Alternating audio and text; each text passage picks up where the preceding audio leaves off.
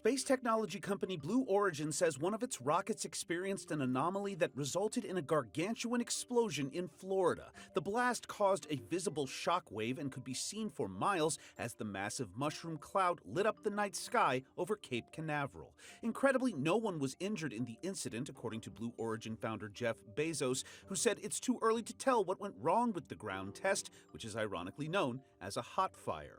It's the latest incident involving Blue Origin's New Glenn rocket, which was the subject of an FAA investigation following a failure during a launch in April. Bezos took to social media calling it a very rough day, but saying the company is searching for a root cause and are committed to rebuilding and retrying. Blue Origin's massive New Glenn rocket exploding into a fireball on the launch pad Thursday night, lighting up the sky over Cape Canaveral Space Force Station. It happened during an engine test ahead of a satellite launch that was scheduled for next week. The explosion was seen and felt by residents along Florida's Space Coast. I looked up into the sky here, and it was just a ball of, it looked like the sun was coming up, and then it came back down. And then I'm still trying to figure out what happened, and this gulf of air almost like pushed me back. The New Glenn rocket had just received clearance from the FAA to resume flight after a failure during its third mission last month. Blue Origin intends to use the rockets to launch lunar landers on future missions for NASA's Artemis program. It will take some time to rebuild their pad. We're optimistic they'll have those landers ready, and that's why it's so imperative we get back on our feet, move forward. NASA Administrator Jared Isaacman posted on social media, quote, "Spaceflight is unforgiving, and developing new heavy lift launch capability is extraordinarily difficult. We will work with our partners to support a thorough investigation of this anomaly, assess near-term mission impacts, and get back to launching rockets." Although the cause of the explosion remains under investigation, Blue Origin and Space Force officials say all personnel at the site are accounted for, and amazingly, no one was injured. In Atlanta, Jonathan Seri, Fox News.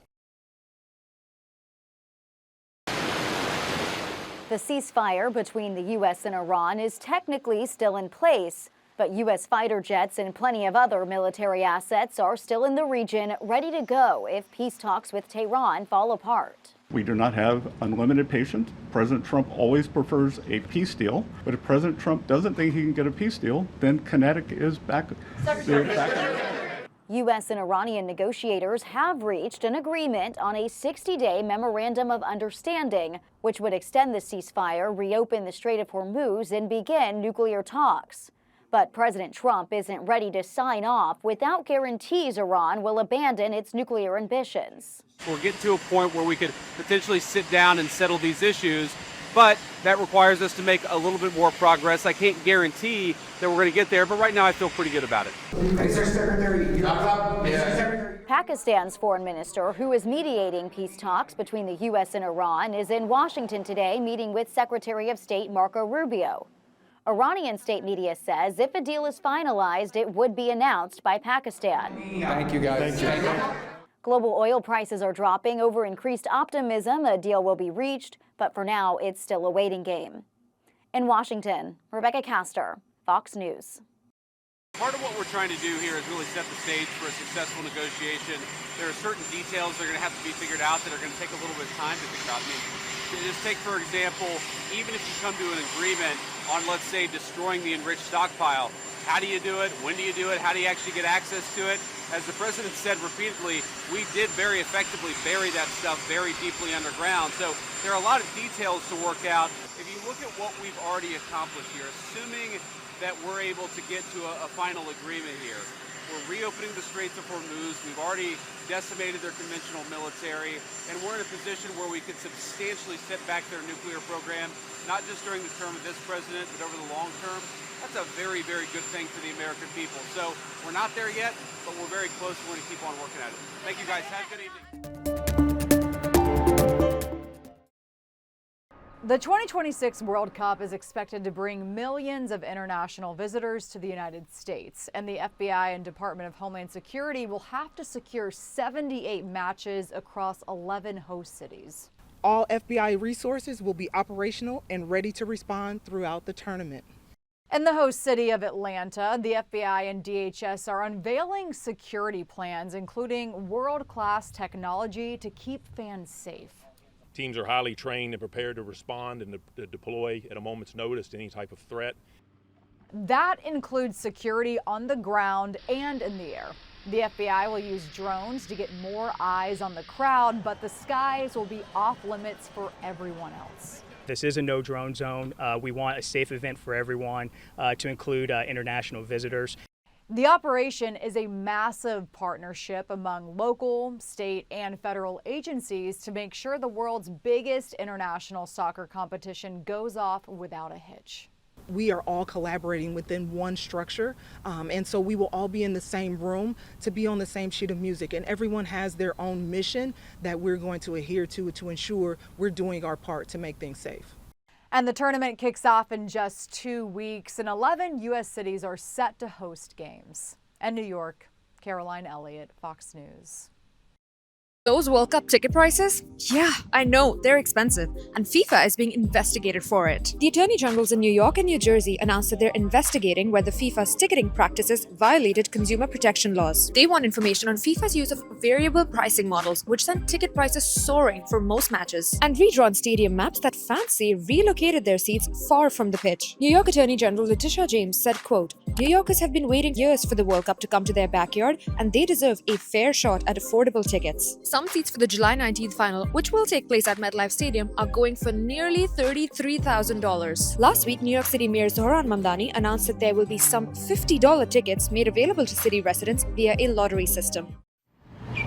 It's important that we have transparency around this and make sure that we're accounting for any environmental impacts on the front end. District 20 Council member Rollin Horton says he wants Nashville to be proactive before more data centers make their way to Davidson County. I looked to see what types of regulations we had in place in Nashville to try to govern these, and the answer was none. Under the proposal, data centers would be categorized as small, medium, and large, with restrictions tied to zoning districts and how close facilities could be to neighborhoods, schools, daycares, parks, and even the zoo. Large data centers, more than 500,000 square feet, that's roughly the size of 9 football fields. These hyperscale data centers that we see going up across the country, including in Memphis, those are banned in Nashville if this legislation passes. The bill would also require data centers to use closed-loop cooling systems. So they're not continually drawing more water out of the system and dumping polluted water back into the community, but instead have to use a contained system on site. Despite those concerns, MTSU economics professor Dan J. Smith says data center development can also create major economic opportunities. If across America we delay this technology, it's going to set us back compared to other nations. So we need to embrace it. But the problem is nobody wants it in their backyard. Smith says while communities increasingly rely on data centers to power web applications, cloud services, and artificial intelligence, everyone's for something, but we just don't want it in my backyard. Smith says it will be up to city leaders to balance economic growth with neighborhood concerns, which is something Horton says this proposal is designed to do. This legislation provides the opportunity for communities first to be informed about a proposed data center, as well as the opportunity to provide input on it, to make sure that any proposed data center is what the community wants for themselves. I'm your North Nashville reporter, Aaron Cantrell, News Channel 5.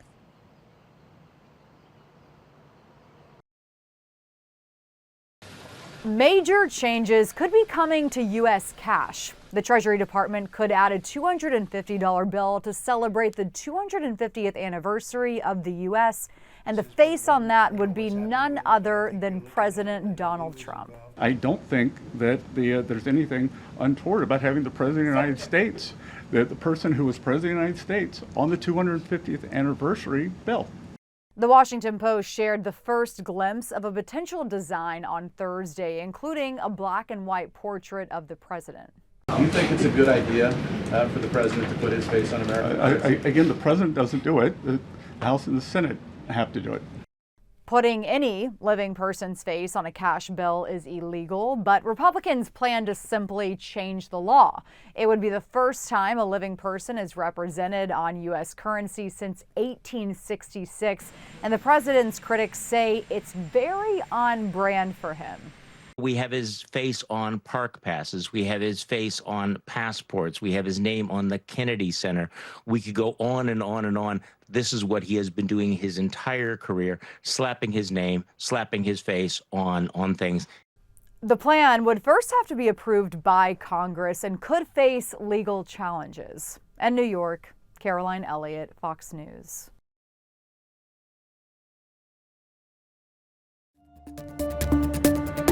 Left goes first, right goes Let's last. face it, job interviews are pretty daunting, but how well do you think you would do if you weren't even interviewed by a human? I was given the chance to try out an AI-powered job interview system developed by hiring platform Testgorilla. For growing numbers of job applicants, technology like this is becoming part of the hiring process. Before the interview could even begin, I had to verify my identity. Take a picture of the card. That meant scanning a government ID and completing facial biometric checks using my webcam. Next came a series of timed multiple choice questions testing problem solving and workplace experience. And with the countdown clock running, some were harder than expected. Yeah, I feel like for me, the stakes aren't that high because I know this is just a demo test, but I think if I was under the gun like this, it might be a bit nerve-wracking. Then it was time for the main interview itself. This is a structured interview, allowing for a fair experience for all candidates. What you're seeing is a pretty realistic-looking AI avatar conducting the interview instead of a human recruiter. It's helpful if you share key details. For example, the situation or context, challenges you faced, what you did or would do. Testgorilla says systems like this are designed to help employers quickly screen huge numbers of applicants and identify which candidates should progress further in the hiring process. Hiring signals have been weak for quite a while. We do tend to resort to standard defaults like keyword matching in resumes or screening calls that end up assessing conversational abilities and not really skills. And when all else fails, we default to pedigree, which is the name of companies you worked with, the names of universities you've been to, or countries that you worked in. What AI has specifically done in the last 2 years is that it's taken all these weak signals and broken them completely. But some recruiters say employers still want real human interaction, not AI bots, during hiring. At Robert Walters, we try and use it to make our recruiters more productive so that they can actually get to the important human elements of the recruitment process, like meeting candidates and talking to hiring managers about who they're looking for. Okay, so I'm going to put my hand up because I definitely use AI in schools. And in schools, students are already debating how much trust should be placed in AI tools during recruitment. It does help people to get jobs and it does help companies to hire people, but we also need humans to interview other people as well, because robots don't have actual feelings and sometimes they might not understand what they have to do. Thank you for your time today. You can now click the finish button to proceed. Okay, thank you. When my interview was finally over, the feedback suggested I hadn't done particularly well. And as AI becomes more deeply embedded in hiring, employers and applicants are still trying to work out where automation helps and where human judgment matters most. Inflation-wary shoppers are looking for bargains, and the Wall Street Journal says companies are finding ways to cut prices because they have to. PepsiCo, Kraft Heinz, and McDonald's are among those cutting prices or offering deals on existing prices.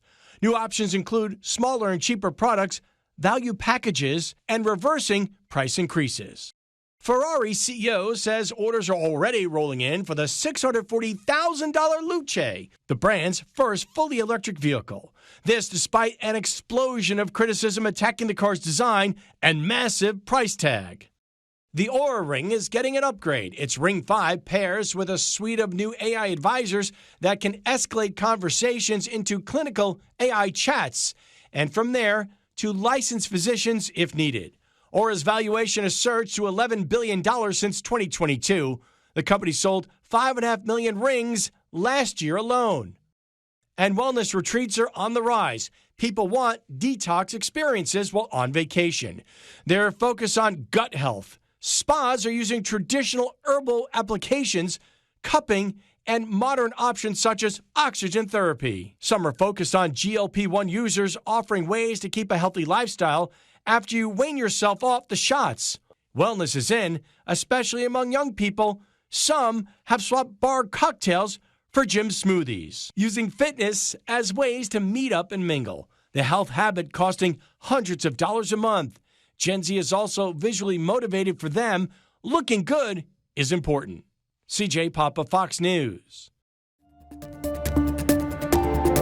It's called an invisible workforce, a growing number of people stepping up to provide care to an expanding aging population. And more family members are stepping into that caregiving role. Jenny Carlson with AARP says 1 in 4 Americans are currently providing care to someone 18 years or older. That's 59 million caregivers, and it can take a toll. Since the job is typically unplanned, most are still working outside the home while providing care. Carlson says there's the emotional toll, as many suffer from burnout and sleep deprivation. It's also hitting them in the wallet. Savings are being spent on care costs, investments aren't being made, and some are having to step away from their jobs, which creates an additional financial strain. The caregivers are providing over $1 trillion worth of unpaid labor. Caregivers should also care for themselves. AARP says to manage emotions, even in hard times, that can help a person think more clearly and stay more centered, build resilience, rebound from hardships, and face each day with determination. Be present. Meditation and mindfulness can help you focus, relieve stress, and enhance happiness. Stay social, build bonds that connect you to others, and prioritize sleep. It's not a journey you have to go on by yourself. For Health Minute, I'm Mandy Gaither.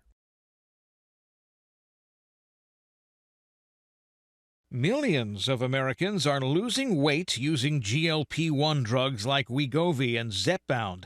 But while the injectables are helping folks shed those extra pounds, there are a number of side effects emerging, and one of the most common is losing one's hair. A lot of the women I treated, especially, when they lose 50, 80, or 100 pounds, they're looking in the mirror and wondering where their hair went. Now the market is responding with new solutions, including low-level light therapy using lasers and LEDs to deliver a specific wavelength of light that gets absorbed in the scalp, stimulating hair follicles at a cellular level. One of the leading devices, Grow Well, is an FDA-approved wearable cap that showed a 35% hair increase in men and 37% in women. Photons of light at that wavelength, basically, is what the cells need in the follicles, the mitochondria, to basically turn their engine on. And like most wearable tech these days, it is customizable. This is what makes GrowWell different from the others, is that the actual light panel of lasers, it can be put in any cap of your choice. It was also designed specifically for use on the go, reflecting a growing trend of patients who say they just don't have time for therapies. It overcomes the compliance obstacle because you can literally incorporate it in your daily activities, walking your dog, reading a book, checking email. And a recent Gallup poll shows about 13% of adults are taking a GLP-1 drug. That is more than double compared to 2 years ago. In Miami, Eben Brown, Fox News.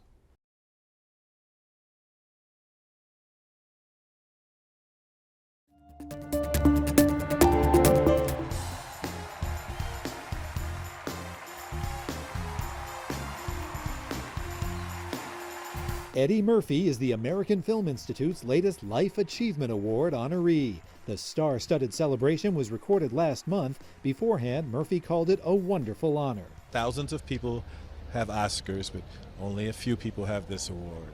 And this is recognizing your whole body of work. And it's just a great thing. This says you've been doing it for a while and you're not stinky. The 51st AFI Life Achievement Award, a tribute to Eddie Murphy, premieres Sunday on Netflix. It's a crazy journey that we're on right now together. Zac Efron's next journey is coming into focus. Deadline reports he's set to executive produce and star in a drama series based on the Angel Heart novels about a down-and-out paparazzo. The books were also the basis of the 1987 film starring Mickey Rourke, Lisa Bonet, and Robert De Niro. In Hollywood, I'm David Daniel. The name's Bond. James Bond. He's with me. And you are? Don't think we've had the pleasure. Now let's not get ahead of ourselves, James. James Bond back in action again. 007 First Light marks a return of the world's most famous secret agent to the game world. The origin story casts players in the role of a young Bond and is playable now on PC, PlayStation 5, and Xbox consoles. From the creators of Shovel Knight comes Mina the Hollower. The retro-style anthropomorphic animal adventure sends gamers on a mission to save a cursed island. The game is playable now on PC, Mac, Linux, Nintendo Switch, PlayStation, and Xbox consoles. A new creature collector approaches. Lumentale Memories of Trey puts players on the hunt for Animon in the new RPG, out now for PC via Steam and Nintendo Switch. Leveling Up in Hollywood, I'm Rick Damigella.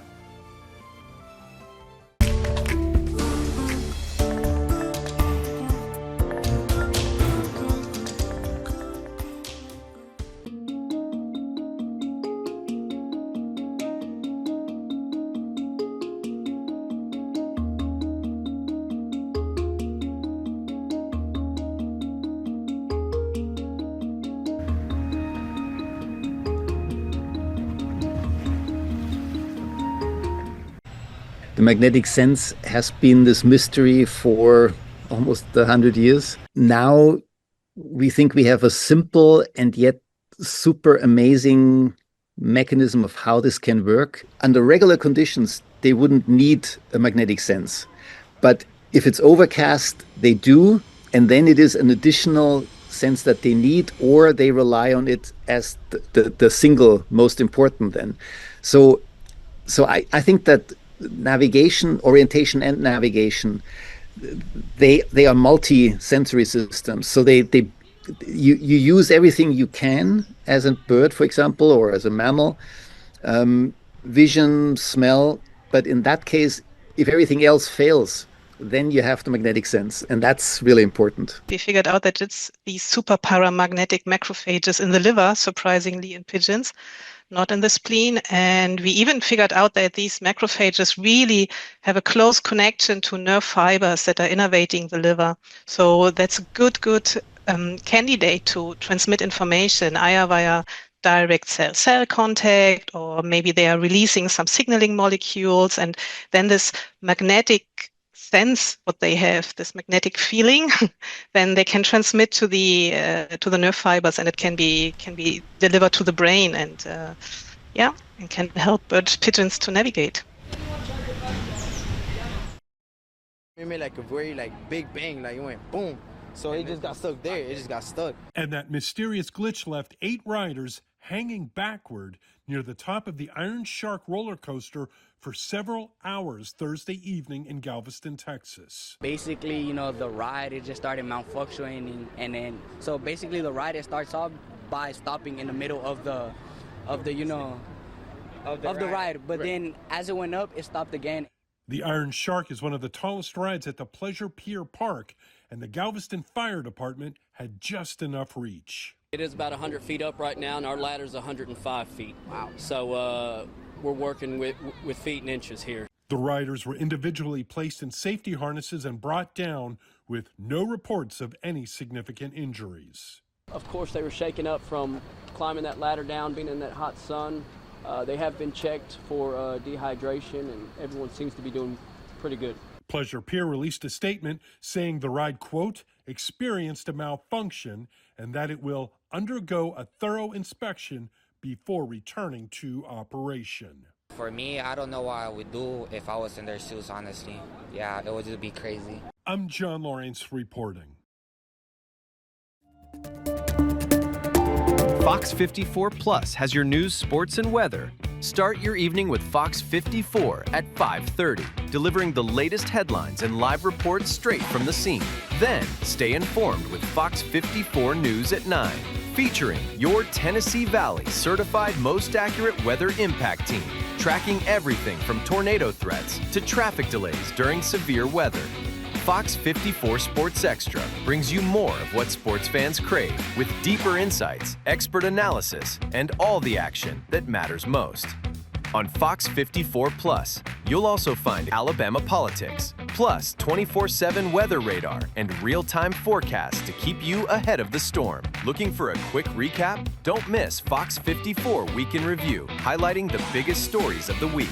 Jumpstart your morning with Morning Rush. Fast-paced news updates, featured with uplifting stories from across the globe. Get your entertainment fix with Getting Real, where we break down movie reviews, top 10 lists, and spotlight the newest film. Die Hard fan? Locked On Sports dives deep into the Crimson Tide, the Tigers, college rivalries, and pro action. True crime warrior style? Killer Cases brings you gripping real-life stories that stick with you. Hungry for more? Cooking with Style serves up mouth-watering recipes that are easy to make and impossible to resist. From movie previews before you head to the theater with Take a Look, to must-know headlines from across the region and around the world with In the News. Watch all of these shows on demand and also on the Fox 54 News app. Available on Android and iOS devices. Streaming 24/7.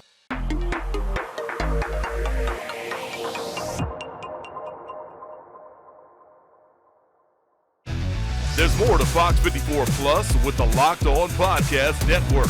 From the Tide to the Tigers, from college teams to pro. The Locked On Podcast Network gives you insights and analysis you just can't find anywhere else. These kids, they want to play. But I don't think so. I think it was Chad Baker-Mazzara. Locked On Sports, streaming every day of the week and right here on Fox 54 Plus.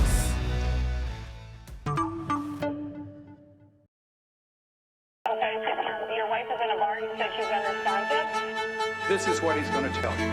Trying to find the first place to put a body. No, sir. The only thing they could do was kill him. Be the jury and to find the defendant